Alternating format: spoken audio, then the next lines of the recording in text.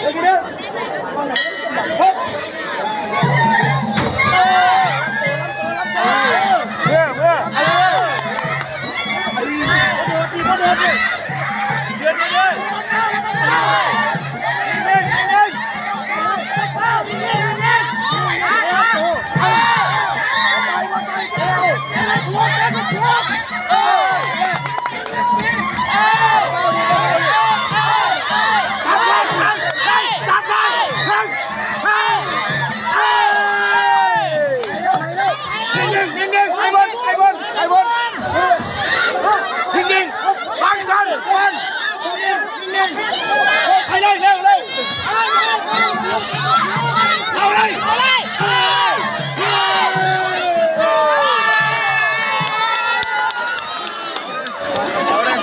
แล้วเรียบร้อยโอ้โห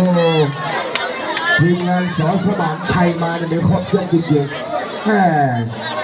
นี่เป็นคนที่สี่แล้วส่งมาแล้วก็นับทันที